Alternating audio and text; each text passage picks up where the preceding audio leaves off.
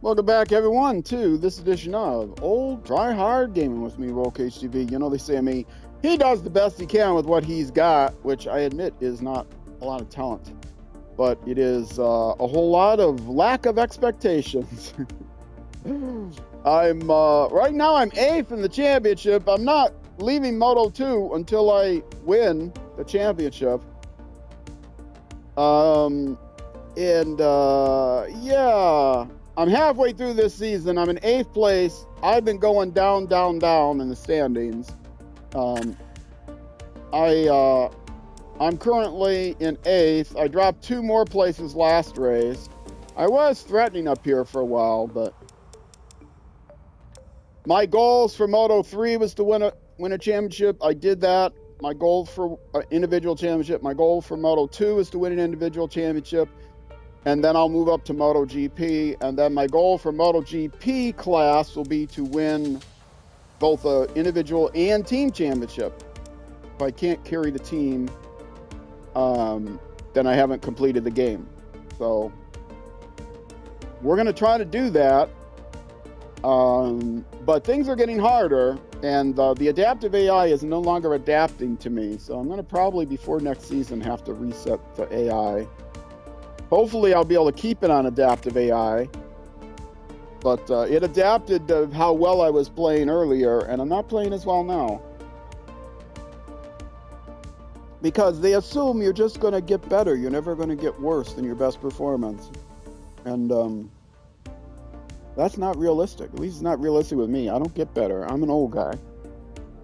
I reach a plateau very quickly, and then I start to... It's not even a plateau. I reach a level of skill which then slowly degrades in everything I do at this point in my life, especially video games.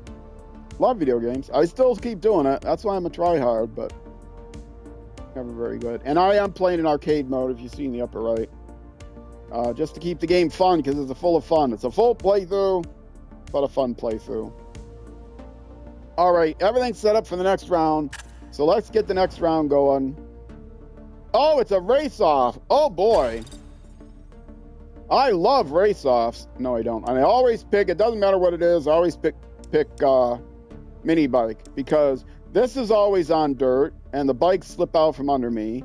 If I wanted to play dirt racing, I have other games I could play dirt racing on. Flat track is sometimes half and half dirt. And the bikes are harder to control. And again, if I wanted to play goofy bikes on dirt, I would buy another game. I have other games.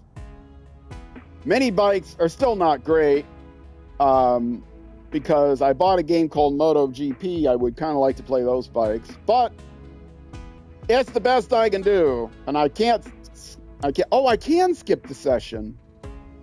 Oh. Well, this helps my reputation with this one guy. I don't remember what team I was trying to impress, though. Was that the team I was I can't go back now. Oh, I can go back. Okay. It didn't show the button. What team was I trying to impress? I should pick that, because I actually have a team that I was trying to, wanting to get on. The CF Moto team. I'm trying to impress them. There's Alonso and Vietti. Maybe I should pick that. I wasn't even thinking about that. That's Alonso. Do I necessarily want to improve my rotation with Alonso? Because he's the guy I would be replacing.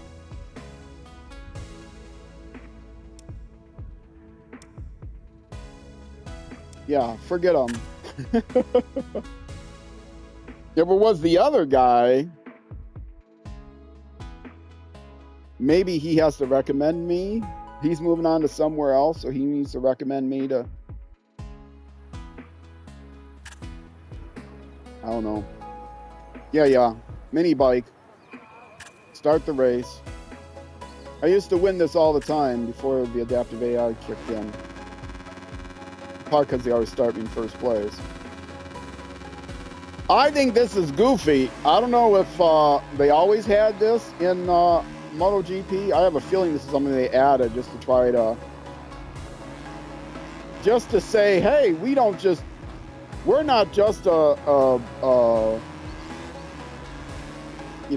just not a circuit, a series, a MotoGP series game. We give you dirt bikes as well.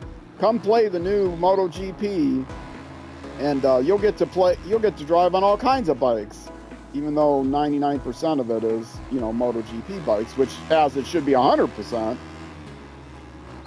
You don't buy an F1 game and then throughout the season of F1 you decide you're going to drive oh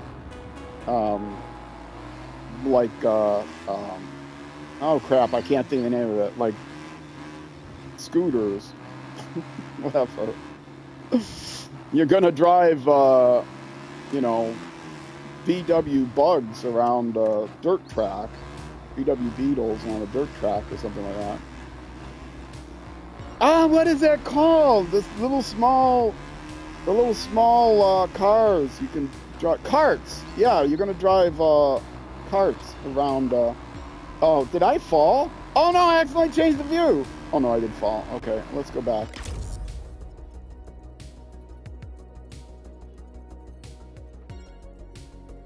That's why I changed the view. I changed the view because I actually lost the bike. I was following the bike around, not the driver around, or I don't know why that view changed to the way it was. Suddenly it changed like first person view. If I was following the driver, it should have been, I should have just been looking at the grass, looking at my driver on the grass, but suddenly I was in first person view of the bike, which was odd. Not even third person view of the bike. Am I crazy? That is what it looked like, right? It looked like I was in first person view of the bike while it was sliding down the ground.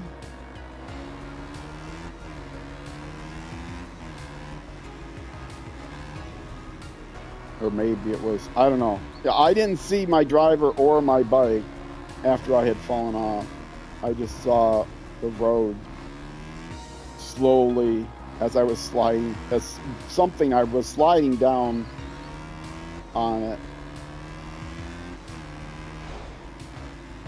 Okay, again, this is usually easier to win for some reason. The adaptive AI lets me win this. Maybe because I haven't played this as much.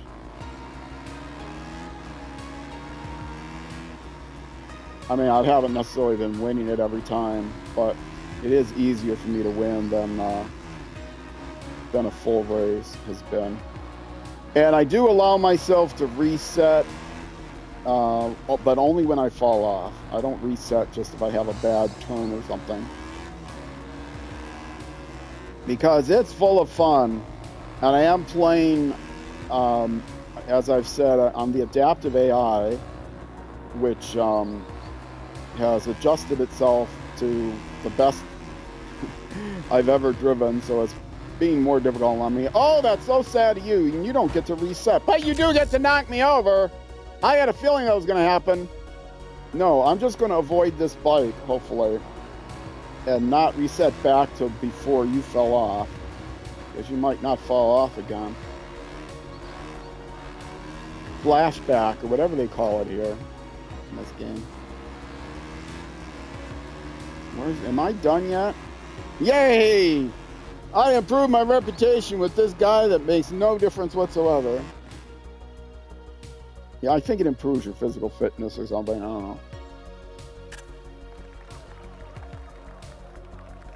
Yay! I'm on the podium! And yes, my avatar is a female, because I always play with female avatars.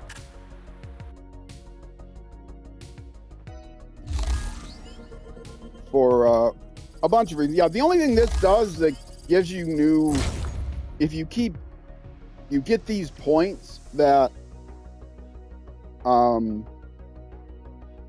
Yeah, you get physical fitness points and my relationship with one particular person that doesn't matter. You get these points that open up new cosmetics, and they only open up new cosmetics, and I don't care about the new cosmetics. I've got a custom. I've got the most green outfit I could get, but I can't wear it. But I do have green pads, and green's my favorite color. I'm trying to get a team that has green, and I have some custom something or other that's green. Maybe it's not this helmet. Maybe it's the motocross helmet or something, which I never use. Anyway, I got to make sure I read these messages and respond positively.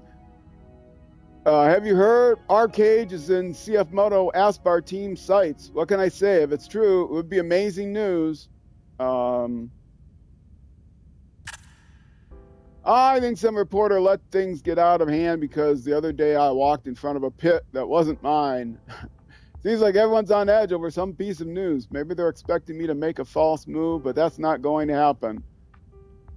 Well, I have to hit the thumbs up, but neither one seems too negative. But okay, I might improve my reputation. Looks like Arcade is going all out for the win. Great work. And now this is going to be a really jerk response, right? Championship result will be equally good, you'll see. Conditions are perfect. It was a great race. Okay, now he's bright green, or dark green, which is the color I prefer. Good old British racing green. Okay. So I improve relationship with some people. Big deal.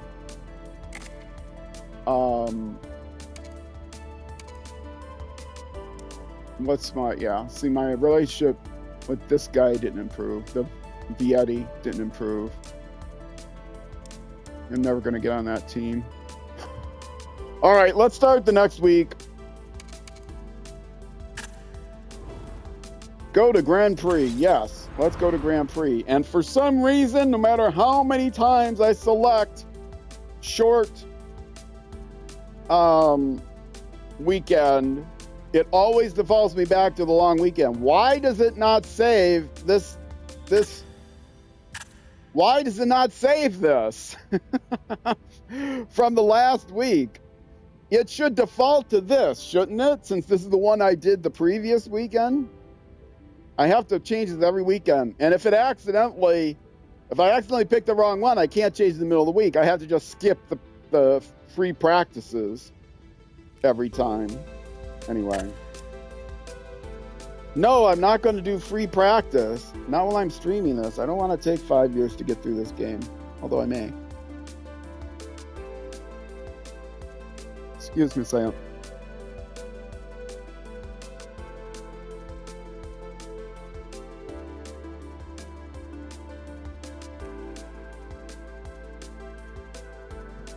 Boy, I'm glad I have a cough switch for when I take a drink and it goes down the wrong pipe, as they say. I need to mute again a second.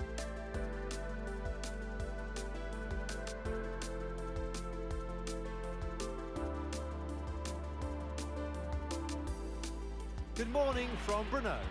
We're live for the second Moto2 practice session. Only the first 14 riders of the combine rankings will go directly to Q2. All the others will have to fight for the four remaining places in Q1. Bumped the mic, sorry.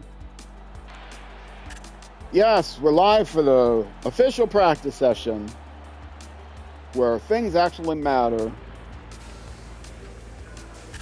Continue, go to track, because nothing else matters. Blind start. Now this practice is too long. It's 40 minutes long.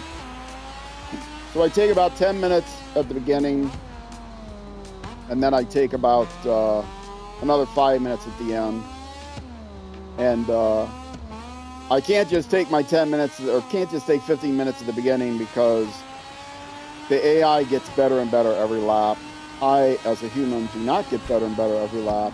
You can tell me that the track gets faster every lap, but one, I don't know if they actually have that programmed in. Two, if they do have it programmed in, if they have it programmed in and it's realistic, it would only get faster on the racing line. And you can see how often I'm actually dead on the racing line. Not often. So my times don't get better. You know, from maybe my second lap to my last lap, they don't get. Maybe the first lap is not as good. Maybe the second lap isn't as good as the third lap. But I'll peak around the third lap. So when I first go into the paddock, maybe I'll have you know, one of the better times, and then I'll advance the time to the last 5 minutes, and you can just watch my position go down and down and down until I'm now near the end, bottom, if not on the bottom. Things that they could improve with the AI: don't make the AI faster and faster every lap. The AI never loses time. You never see the AI move down relative to each other. You just see your time move down. They get faster. Well, you'll see them jiggle back and forth depending on, you know, who goes into the pit and who doesn't, and who, you know, finishes a lap before the other guy does. But yeah. So I do, like I said, about 10 minutes, get it down to around 30, and then go into the pit, fast forward to there's maybe 5 minutes left, and then I'll go out and do another couple laps, whatever I have time for. Because then there will still be time in the YouTube episode to do the Q1 race. I don't get through in one single YouTube episode, which I try to keep between 50 and 55 minutes. If you're watching on YouTube, you can see how long the episodes are or have been. Watching this on Twitch, you may not know that the stream is broken up into YouTube episodes. First of all, you know, I should put that as a hashtag, or even in the title, YouTube, or exclam YouTube or something, or put that in the as a custom hashtag YouTube, because these do go out as YouTube episodes. And when it may warn people when they first join on Twitch. I do have a bot that plays every so often saying, you know, it's an all ages channel because it goes out on YouTube. But I should put like all ages and YouTube or something in the. I mean, descriptions get ridiculously out of hand on Twitch. You get, as it is, the description is long enough of what I'm playing and that sort of thing. But descriptions, if you have a notification, it sends out your entire description for that stream. And the title of the stream, people will put, you know, exclam this, exclam that, exclam, exclam, exclam, hashtag with a pound sign this, pound sign that, etc. It's like, blah, blah, blah. Now, there are custom hashtags, but they're just for searching. If you don't put the custom hashtags in, people don't see the custom hashtags, I don't think. So I would prefer to have a custom hashtag, but I think exclam YouTube is probably better. When people will know it goes out. That would prompt people to type exclam YouTube. But then they might just think, oh, I'm just advertising my YouTube channel. I don't know. But if they do type exclam YouTube, they'll get the same message the bot gives out that says, you know, all ages. Maybe I could set up all ages as an alias for exclam YouTube.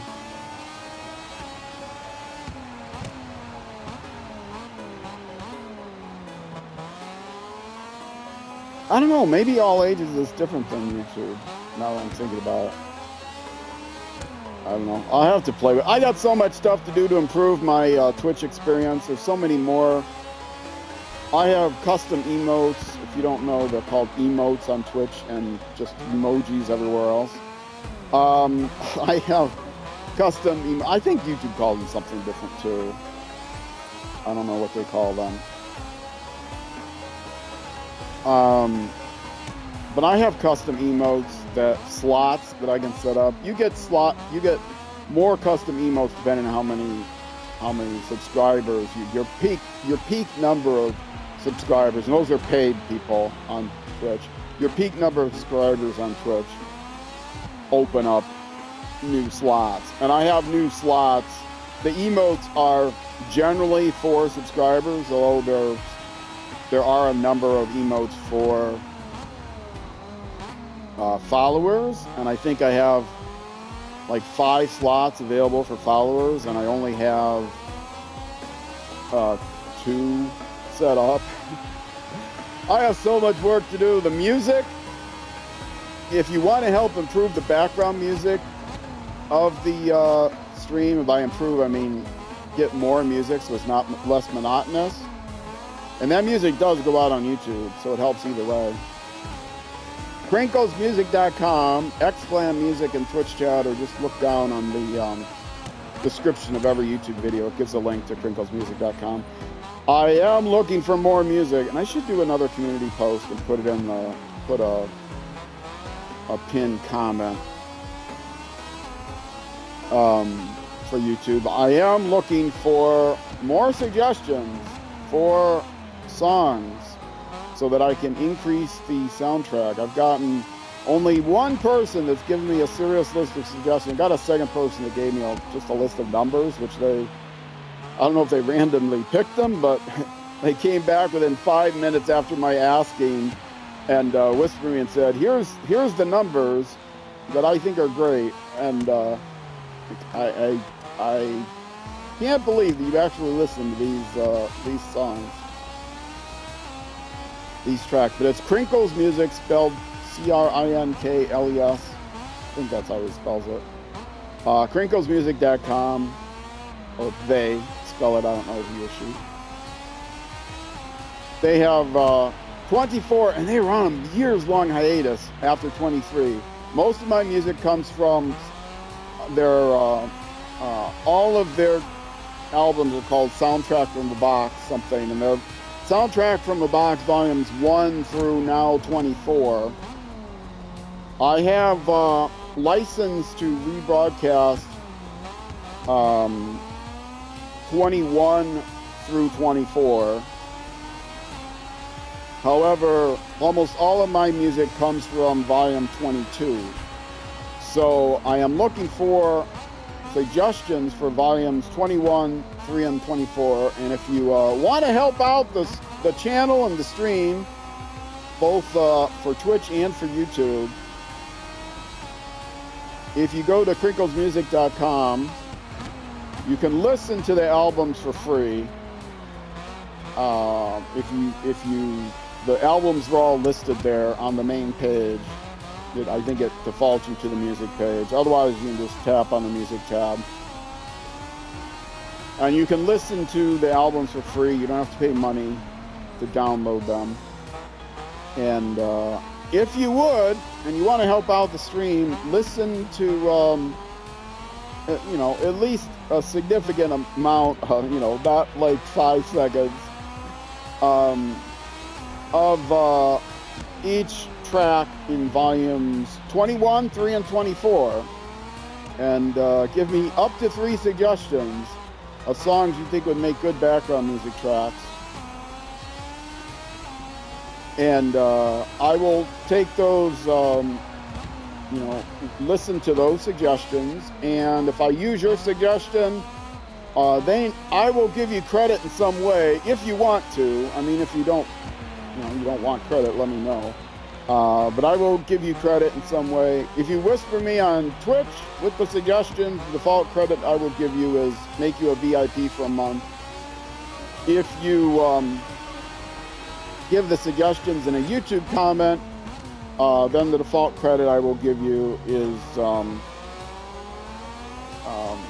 something for a month on YouTube, probably a pinned comment on YouTube, thanking you for the suggestion.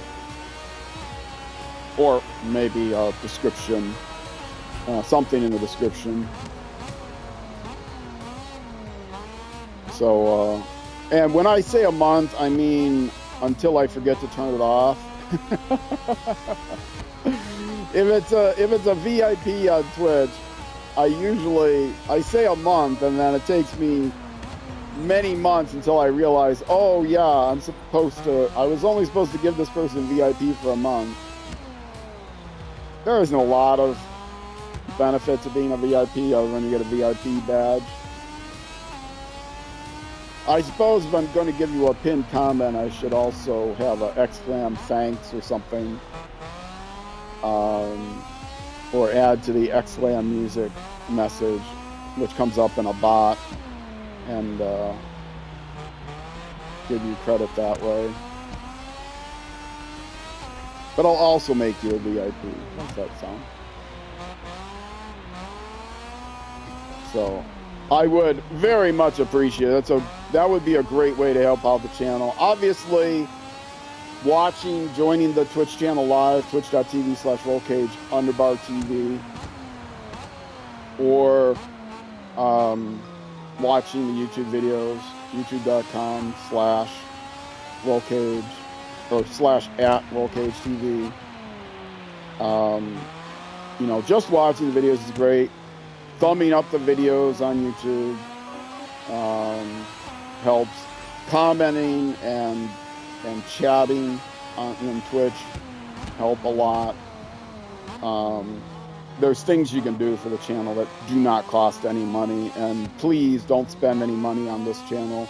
I'm not monetized on YouTube, so I don't have memberships available, and I don't plan on ever getting monetized on YouTube. I was only monetized on Twitch because Twitch extorts you into being monetized. Basically, they hold back the technology you need to stream in multiple qualities, unless they can make money off of you. So I got monetized in Twitch because it would. Otherwise, I would have to stream in nothing but 1080p, and then nobody would be able to watch the videos if they're on their phones and it's late in the month and their speed is being turned down. That's another scam. Unlimited data does not mean unlimited data. It means you get the first, 5 gigabytes or something at full speed.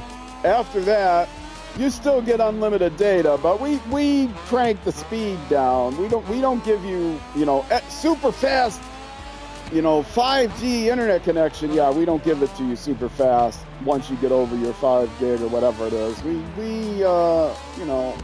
slow it down worse and worse and worse as you use more and more of that data, so that by the end, of the month, if you've actually been using your data, you can't even look anything up on a web browser. It takes, 5 minutes to load a web page. So they punish you if you use more than a sort of gotta read the fine print, folks. Unlimited data does not mean unlimited data at the speed they sell the service at.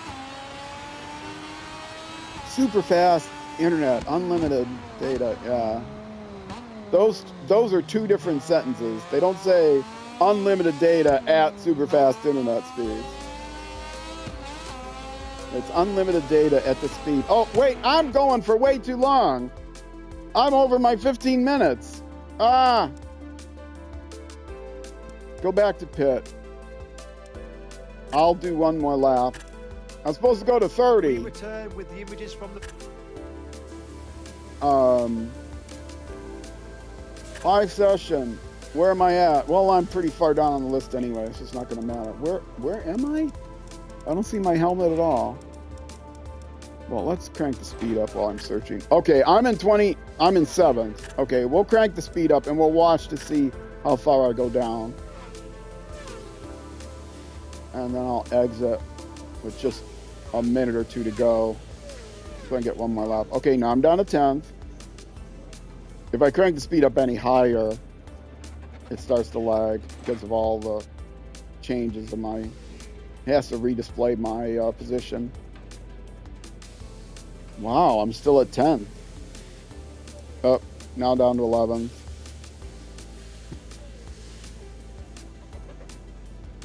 I have to make sure I give myself at least 2 minutes to give my my robot enough time to cross the starting line, and enough time to do the flying lap. So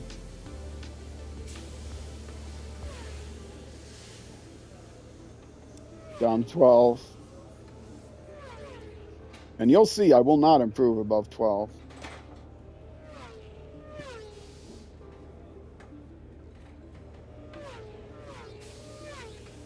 I don't know how long the laps are. I should look.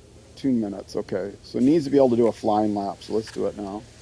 No! Wrong button. No. No. Go to track. Quickly. The mechanics take the bike out of... Go. Go. Go. 48 seconds. Just made it. It'll take them, you know, the bot, the auto thing will take whatever my time is to do the flying lap, plus a little bit, so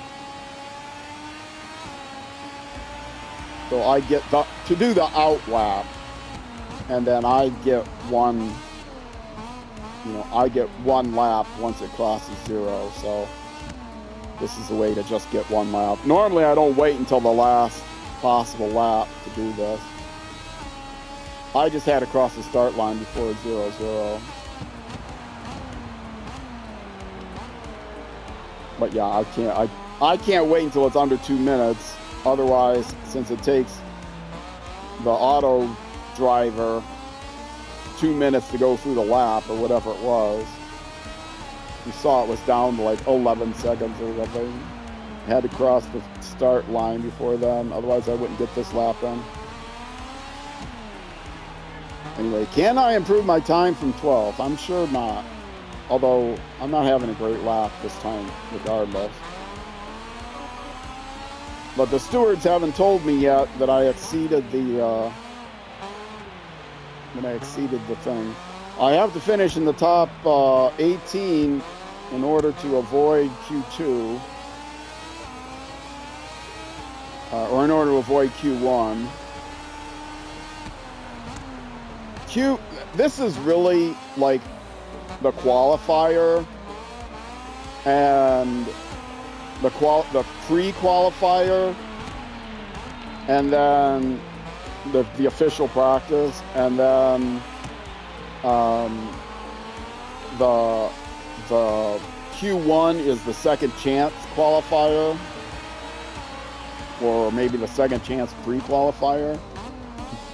14 get into, it's 14. 14 get into, is it 14? No, I think it's 18. And then you get a pre-qualifier, and if you finish in the top 4, then you get to go to... Let's take a look at the best times of the I made it! I'm avoiding the pre-qualifier Q1. Okay, so I'm riding to Q2. That's good.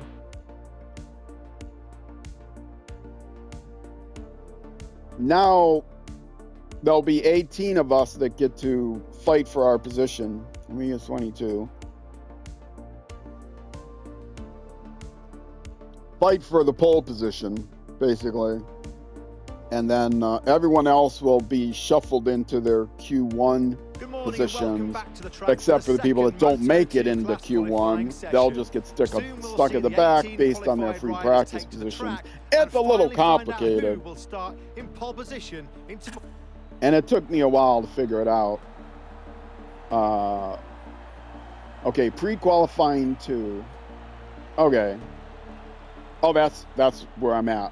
I'm at, well, it's not giving me the thing. Riders from Q1, 1, 2, 3, 4. And I got 1, 2, 3, 4, 5, 6, 7, 8, 9, 10, 11, 12, 13, 14. Yeah, it's 14, and then 4, 18, and then up to however many it is, 22, gets shoved in the back. So I did make it into Q2. I didn't have the second chance pre-qualifier. And why this is called pre-qualifier? This is the actual qualifier. I mean, this is the actual, what would be the this is what actually would be the qualifier in a normal race. I mean, everybody qualifies. The top 18 or the top 22 or whatever, everybody, it doesn't matter who you are, everybody gets into the final race. You just don't get to fight for pole position unless you're in the top 14 in the official practice and the top 4 from the second chance pre-qualifier, whatever it's called. I don't know. The names they call it are weird, if you ask me. They don't really say what they are. The free practice doesn't matter, but practice does matter. Your times in practice are your times that fit you into the qualifier, slot you into the qualifier. You don't do well enough in practice, you don't even get to qualify for pole position. Now, anybody that gets into Q2 can fight for the pole position, and it's your position in Q2. So why they called it a pre-qualifier, I don't know. Your position, this is the qualifier in terms of pole position. So maybe they should call it post-qualifier. These are the people that qualified, and yet this determines your position. But traditionally in races, it's the qualifier where you fight for pole position. So calling it pre-qualifier makes no sense one way or the other. And calling it Q2 makes no sense one way or the other, because qualifier 2 implies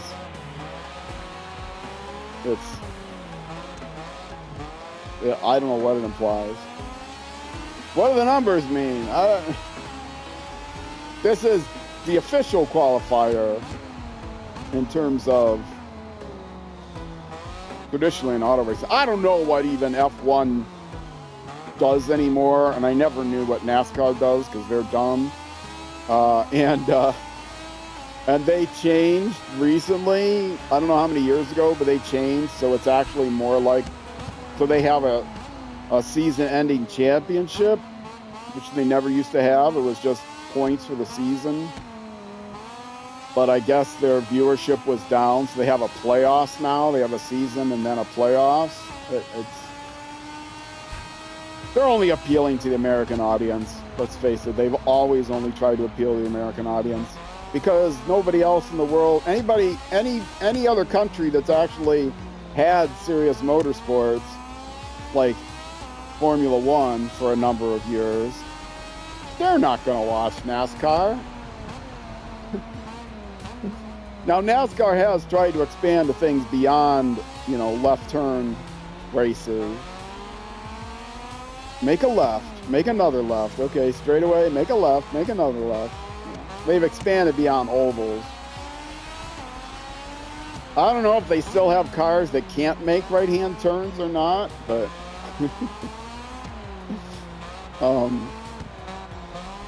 I'm sure they don't anymore. But they had no reason to allow you to turn right on those cars beyond maybe 10 degrees as you're pulling out of the pit. Anyway, yeah, I never liked NASCAR. And calling them stock cars is ridiculous, at least from the last, 70 years. It's been ridiculous to call them stock cars, because they're not stock in any way whatsoever. The chassis is sort of stock. The engines are not at all stock. You could not buy that car. Unlike stock motorcycle races, which actually are races that use stock bikes, modified, but modified with parts that you could buy, aftermarket for the bikes. They're not at all NASCAR cars. There's no way to obtain a NASCAR car in any way, shape, or form, just by, going down to your local auto mart or whatever it is and, buying parts for the car. Oh, see, I would have been better off had I let the bike fall over, because I'm not sure I'm going to get a time now for that lap. And if I fell over, then I allowed myself to myself to rewind. But I stick to my principles. I don't swerve on purpose. Yeah. This is actually the motorcycle racing game that I've been able to compete with in the last many years.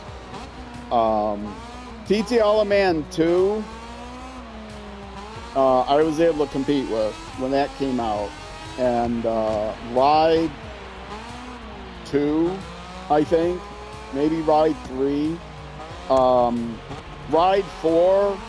I was going to do a playthrough of Ride 4. The very first thing you have to do, there's only one race you can start with in Ride 4 in career mode, and it doesn't matter what you set the AI to, you have to get around the track in X amount of time. And I could not do it, which means I could not qualify for the career mode. Why they had to make the game so much harder? Sequels are always harder. Why are sequels always harder? And I know why. It's because of the 20-year-old kids, and at 20 you're still a kid. Brain doesn't develop till you're 25. The 20-year-old kids saying, "Oh man, that game's too easy. Why'd you make the game so easy?" And they're not the majority of people, they're just the loudest people. "You're gonna make the game harder. The game's too easy. I'm not even gonna buy the sequel unless you make it harder, because that game's too easy. I'd finish that game in 10 minutes. They're not even telling the truth. They're just trying to, I won't use the term I usually use in an adult connotation, but yeah, they're always guys, and they're always trying to lie about how large their talent is, I'll say. And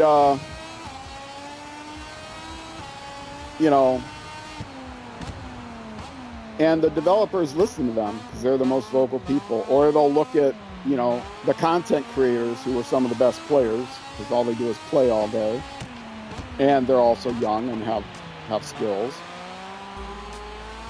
and they'll say the game is too easy. So every sequel that comes out of pretty much any game is always harder than the previous game. And MotoGP 25, MotoGP 20 was the same thing. I could not play the MotoGP 20 game. But guess what? MotoGP 25, sometime between 20 and 25, they came out with this arcade mode. And well, lo and behold, I can play on arcade mode, because you can actually turn the AI down, reasonably low. I mean, pretty low. Low enough that even I could compete with it. As I say in probably an insensitive way, I apologize, but I used to say, my rule of thumb is you should be able to play any video game and finish it even if you're missing a thumb. That's my rule of thumb. Even if you have some physical handicap, or can't use one of your thumbs, or, even if you have some physical handicap, you should be able to play the game through. Especially a racing game. There's no reason not. Racing games are so easy to handicap. I mean, you just make the AI slower, and you make the time limits longer. Unfortunately, there seems to be a trend in racing games where you have to do time trials. This is true in Ride 4. I've never played Ride 5. This is true in Ride 4 and in TTL 3, where even if you turn the AI down to its lowest level, that does not change the time trial times. And so I played TTL 3, and I could never qualify for the final race because you have to do a lap in X amount of time. And even if you have the AI at its lowest level, you still have to do that time trial. And It was single threaded in TTLMan 3 and Ride series, Ride 3, and Ride 2 I think was single threaded, but again they turned down the time trial times, and you could turn the AI down. Ride 3, I don't know if they turned down the time trial times or not, or increased them beyond what I couldn't accomplish because the AI times. Now I can play against the AI in Ride 3. I played a lot of games, or in Ride 4. I played a lot of races, and if I turn the AI down, I can beat them pretty easily. So they do good with their AI, but they still have the time trial set that I can't beat the time trial, so I can never do a playthrough of Ride 3, which is a sad, because I would love to do a playthrough of Ride 3 on stream, but I couldn't. And Rims was the same way, or Rims 2 or whatever it is, the latest version. They're the same way. I could not play through a career mode of that because I just wasn't good enough, and you can't turn the AI down low enough that I could actually play through a career. I played TTLMan 3 without really checking it out because I love TTLMan. I love TTLMan 2. I keep up somewhat with the TTLMan race YouTube highlights,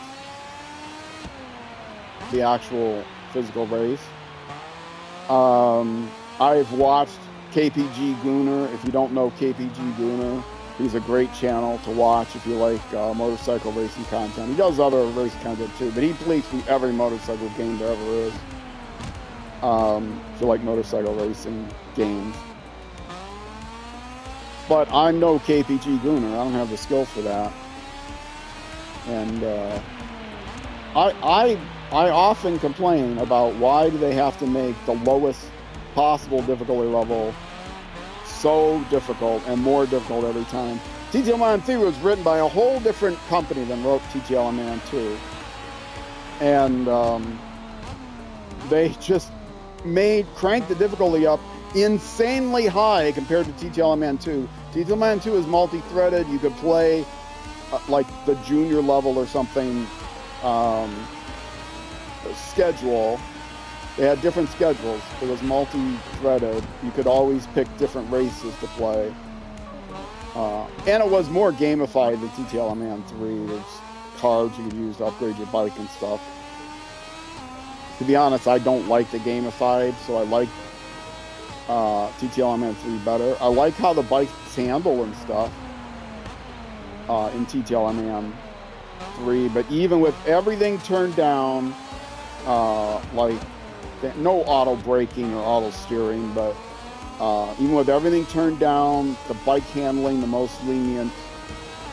You can watch my TTLMan playthrough. I committed to doing 10 seasons, 5 of each of the 2 classes. The reason 5 is there's the different upgrade levels, so I would start with parts level 1, and then second season upgrade everything at parts level 2, etc., up to the highest level, which is level 5. And I went through the seasons, but I finished a distant dead last in every race. There were 2 races when I didn't finish dead last, and that's because I ran into a bug where if one of the AI racers fell off the bikes, they would like freeze all the other AI racers, and so you could just pass them. So if they fell off, if the lead racer fell off his bike in lap 3, they would keep resetting their position, or they would freeze everybody else behind them. So one race I finished in first due to a bug. But other than that, I finished so far back that my goal was to finish. You could have 10 racers. My goal was to finish so that my gap to the guy in front of me, who was the 9th place racer, would be, okay, I qualified 10th. That's actually not bad. Actually not bad. I'll be in 10th place in the main race. my goal was to finish closer to 9th place than 9th place finished to 1st place. So in other words, my gap to 1st place would be no more than twice the gap than the guy ahead of me's gap to 1st place, right? And I think I accomplished that goal once. I always finish with a bigger gap behind the guy in front of me than the guy in front of me had the 1st place. That's how ridiculous. And with the difficulty level turned down to the lowest value that was available, which was 30, whatever that means, 30 to 100. I could not imagine playing at 100%. And unfortunately, I have to start the race to get back to career mode. I don't know if there'll be anything on the wall or not.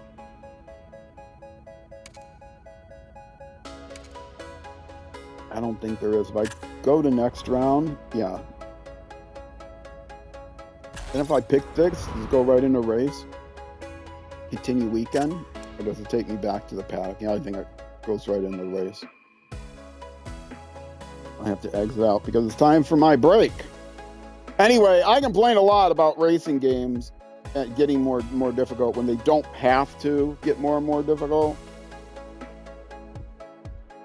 And I like the more realistic racing games with the more features. I don't like the fact that the arcade mode doesn't allow you to do things like have to conserve your fuel and have to conserve your tires. I would love it if it did that, because the adaptive AI on the arcade mode is fair, and the lowest difficulty level on arcade mode I could easily beat. I think it goes from 20 to 100 or something. Unlike MotoGP 20.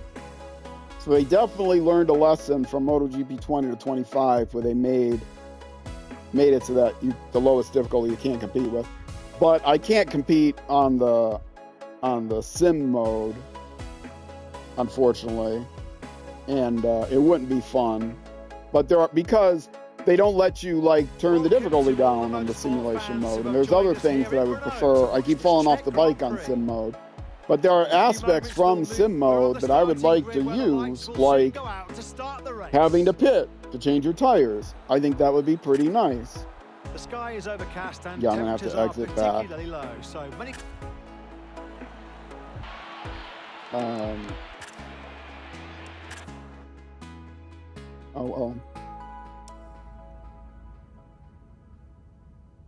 So I'll exit back to here, and then I am going to take my break now to start the next. Take my break on Twitch. If you're watching on Twitch, I'll be back in just a couple minutes. I still have another hour to go of this game, and then after that, I'll be playing SnowRunner for a good 3.5 hours. So I'll be back in a few minutes, taking a break. If you're watching on YouTube, that's going to be it for this YouTube episode. MotoGP 25 drops on my YouTube channel at 6 p.m. U.S. Central Time every Saturday and Sunday. So twice a week. 6 p.m. U.S. Central Time. If you don't know where that is, it's Minnesota, but don't type that. It's too long. Iowa. I-O-W-A. To give you a reference, 6 p.m. U.S. Central Time is almost always midnight in the UK, and almost never noon the next day in New Zealand, though it would be if it wasn't for daylight savings time. So it's plus or minus an hour, depending on the time of year. What else do I have to say? So, thanks again for watching. Either way, Twitch, stick around. YouTube next episode. I will see you then.